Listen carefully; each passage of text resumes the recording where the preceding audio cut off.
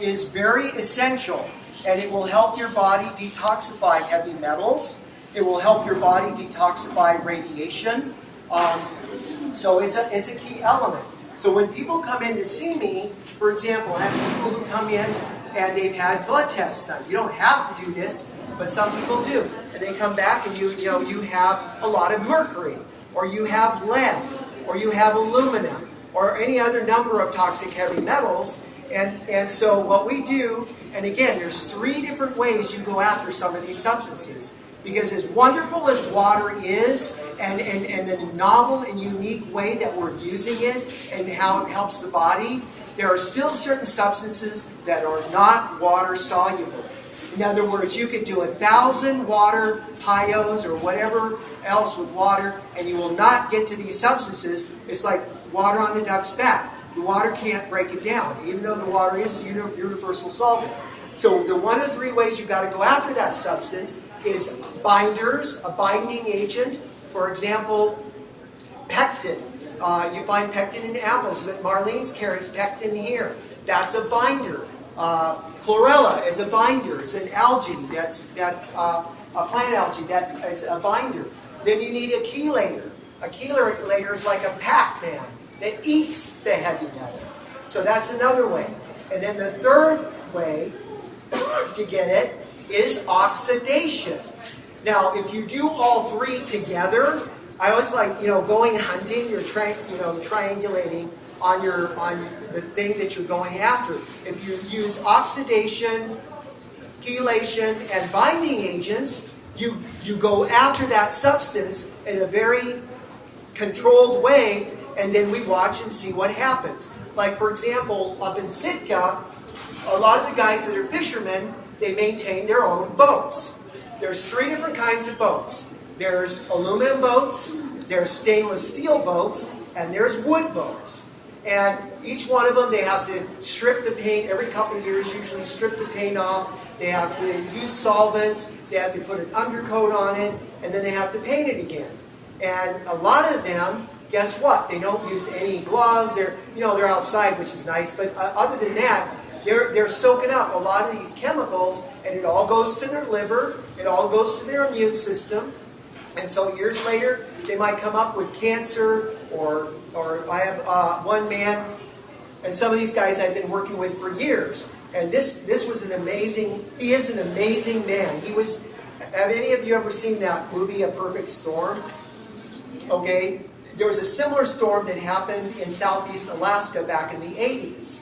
And this gentleman, I call him a Viking because he's from Viking stock. He's a big guy, he has big hands. And so the curls, and he was at his wheel for 53 hours. Can you imagine this? Every second, 2 to 3 curls. Can you imagine doing that for 53 hours? I can't. I would have been at the bottom of the ocean, I'm sure. In water, right? That's good. But anyway, so he did this for 53 hours. So he would come in periodically, and he'd come in and do, I need to do a cleanse, Dirk. So he'd do a cleanse, he'd get a view, and I tell him, look, you need to stop eating your donuts. You need to stop, you need to drink more water. You need to do this, and he might do it for a little while, but then he's back on his boat, and he's doing the same thing. All of a sudden, this was about 3 years ago now, I get this call. And it's him, only he doesn't sound like his robust self. He says, Dirk, I got to see you. I'm so afraid. I got to see you. I go, what? What's going on? He said, I just got diagnosed with cancer. And he said, everything that you, and this is while the doctors were saying, we're going to cut this out, we're going to do this to you, we'll give you 6 months, whatever. And he said, everything that I told him over the last few years, he said, Dirk, it just came back to me. And he said, please help me. And I said, well, I'll do what I can do, but I said, it's still up to the only doctor that you got. And guess who that is, you guys? It's Dr. You. That's the only doctor you got. Okay, everybody else is your helper. Whatever kind of voodoo you go in to see a person for, that's their philosophy. You're going in to participate of that philosophy. Okay? So he came in, and I can happily report, in this gentleman's case, here it is 2.5, 3 years later, and he's almost cancer-free now. But he had to do some detox. And so I would see oil slicks coming out of his butt. I would see weird colors. Some of this stuff you can smell. It does. It smells like chemicals because that's what it is. And it takes lots of water. It takes lots of oxygen. And it takes, again, triangulating. And stop eating your donuts. And when I finally got through to him, because you don't want to feed cancer, sugar. Sugar is #1 poison anyway. But for cancer loves sugar. So you can come in, we can do all this stuff, we can, burn up all the butt boogies and you name it. But if you go back out and you keep stuffing your face with sugar, whatever's left of those guys, they're going to have a party again. Because guess what? 20 minutes, every 20 minutes, bacteria doubles in your gut. Okay? So the best we can do is influence things. So I told him, you got to pretend you're on your boat and that wheel is your mouth. Okay? And you got to drive that wheel, and if you see a donut, that's the curl. Okay? That's going to sink your boat. And he's like, he got it. He goes, I get it, Dirk. I get it. And guess what? He did it. So anyway, and that's not that story, but stories similar to that is analogies. Because if you look at all of these things, and again, it comes back to our habits, what we do or don't do, and part of it is educating ourselves. Because doctors are ignorant about this. I know, and not a criticism, but if you get this book and you read it and you take it to your doctor, you're going to be able to ask that doctor some very intelligent questions, and guess what? You may teach your doctor a few things. And we all need to learn something. Yes? A couple of questions. First one is about zeolite. What do you... Okay, zeolite, that's also known as cellular defense, and that's another way in which you can chelate heavy metals. And it's in a drop form. Drop. Yes, and Marlene's has it here. Yeah. Another one is what do you recommend people to drink? What kind of water what do you recommend people to drink? Like pH and. Well, what I do, and again, that's in the book as well, is that the water that I use is ultra purified pH balanced, and so the water, and you're gonna find varying opinions about this. I think first and foremost, you need to drink water. Okay? Ideally, it should be purified. Some people would say only drink distilled, like Norman Walker emphasized distilled water. But, because some people don't want to drink distilled because where's the minerals? But a lot of the minerals, you're like little pieces of gravel. You're not really going to metabolize those minerals. So I would say ultra-purified, pH-balanced water, which means pure water. And the pH, and this was according to some German researchers, that the cell, they watch like acid, water that's acid, water that's alkaline, and what they saw consistently was that the cell, when the pH was 7, which 6.8 to 7.2 is neutral, that cell would send out an electrical, and it's very interesting to see this, it's electrical impulse on the water molecule. The water molecule will take on one of 5 geometric forms before the cell, I make the sound effects here, takes it in, and the cell did not have to put out very much energy for that. If the water was really alkaline or really acid, it seemed like there was more energy output. The other part to that is the water needs to be pure. Pure water, if the water is like a computer chip that's loaded with a lot of bad information. If that's the only water there is, the cell will attempt to program it and take it in. But if the cell is low in vitality, then it has a harder time getting it in. And then the other part to that is what is your cells loaded up with? If you have substances, and Lori brought up mercury, mercury can take on various forms. It can take on a gaseous form, it can take on a metallic form, and it can take on a liquid form, and it can change in your body. Microbes can eat it and change it again, make it 100 times more toxic. And so some of that mercury will get inside the cell. And so in order to get at the mercury, there's a lot of little tricks that we do during the ceremony that help with that. And then there's things that you do in between that will help to pull the mercury. So the zeolite is one of those things that you can use, like some people take a couple of drops and put it in their tub of water and do a soap with it. Or there's other ways you can use it too. But does that answer your question? What? Okay. So what pH water would people want to drink? Like 8.5, 7? I just drink, I call it my fire water. It's just basically ozonated water, ultra purified pH balanced water. Okay. Because what is oxygen? Oxygen is an oxidizer. It burns up stuff, fire. Right. And then water, and that's what I usually drink. So the higher pH water is like, let's say 8.5. Would that be beneficial? If you use a higher pH, some people do use higher pH for various reasons. The only thing about using a high pH water is you don't want to, if it's alkaline, you want to wait at least an hour before you eat because it can neutralize your stomach acid. Yeah. So that's one of the things to be aware of with that. So, yes. I'm going to toss this out there. I hope it's okay with you. Please. Say it louder.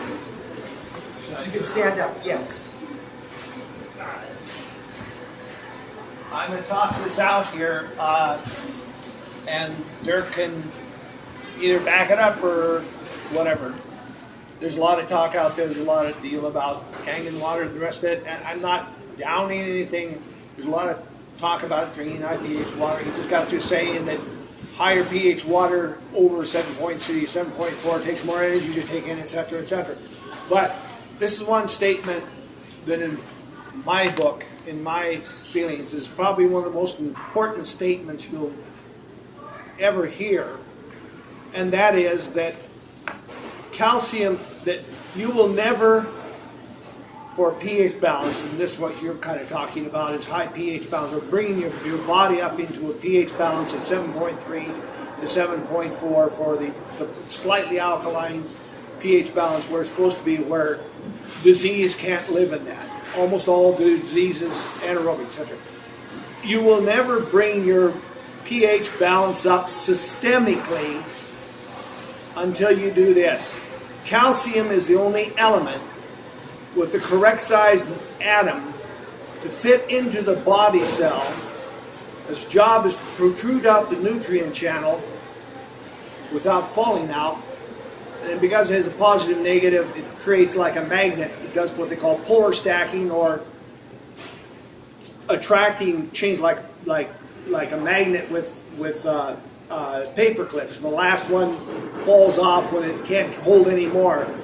Point of neutral magnetism. It floats back into the body cell. So it's the only element with the right size atom to protrude out the nutrient channel and magnetically, shall we say, attract nutrients, oxygen, and water into the body cell. Water. All about water. Flush out the toxins and the waste products, which are very acidic and will drive out whatever oxygen you have. You can't get it into your body cell. Drive out your nutrients to feed you, obviously. And oxygen to oxygenate that cell, because cancer can't live in the presence of oxygen. 2 Nobel Prizes. Everybody's heard a lot about that. Otto Warburg, 1937. 2 Nobel Prizes. Cancer can't live in the presence of oxygen. How to build more red blood cells to bring more oxygen to the body cells. But then you got to get it into the body cell, and that's the job of calcium. It must, from what I see, it needs to be plant-based. Standard, and 30 seconds, standard calcium citrate, 17% absorbability. You got 83% of it running around your body trying to get out. This is what you call blood calcium. That's what they do. That's why they say, oh, don't take too much calcium. It's trying to get out of your body. It's not absorbable. So plant-based calcium, more absorbable. I have heard recently, and this is the last thing I'll say, I've heard recently that a product called silica, and you can look at this yourself, the product called silica causes calcium to be absorbed at 1,000 times its original rate. But you will never get your body's pH to come up and be in the range that it should be systemically inside the cells until you get sufficient oxygen in there. That's the way you do it. You know that. Thank you for the chemistry lesson there. And that, so yeah, and the basic point to all of that is that oxygen, it gives you the cell the energy to utilize some of these other elements. And if the oxygen can't get in the cell, then, and there are substances that block oxygen. And so, you know, there's substances like iron. You need, and as this gentleman just said, you need iron that's easily metabolized. It's able to be able to take in so that the red blood cell can utilize the oxygen. So there's many factors here, many layers, but one of the biggest ones now, at this point in time, is we've got to give the body a chance to cleanse itself so that you can take in your nutrition more efficiently and more optimally. And that's why, again, you cannot go wrong by doing a cleanse. Your body will it's a tune-up, if you will, where your body can enable the blood. Because, and it goes back to that old statement again, life is in the blood. How do you get rid of the waste? Through the blood. How do you take in the nutrition to every cell in your body? Through the blood. How do you get oxygen into your body? Anybody? Fill in the blank. Through the blood, yes. So all I'm saying by all of that is cleansing. That's why cleansing. And again, thousands of years of traditions, cleansing was a basic part of taking care of yourself. And so we need to get back to what our ancestors have to say and speed up our technology, because our bodies are dealing with a tremendous load nowadays. And so we need to consciously do everything that we can do to give our body every tool it can work with and enable it to get out the toxins so that it can take in the nutrition. Does that make sense? Yes. I'm just curious, where do you hold these ceremonies? In Berea. Yeah, and Alaska as well. Yes. Yes. It's, oh, great. And you Also, can go to my website and look too. Also, I've heard some people doing the hyperbaric oxygen sessions. Have you heard Okay, about so it? somebody just asked about hyperbaric oxygen. And hyperbaric is where, how many of you here have done hyperbaric oxygen? Okay, so it's where you go inside a chamber. Originally it was used for people who dove deep and then they came up too fast and they had a lot of nitrogen gas, and so they would put them in this chamber and they would fill it full of O2, and using pressure turn it up a couple of atmospheres and push the O2 through the skin and oxygenate their blood that way.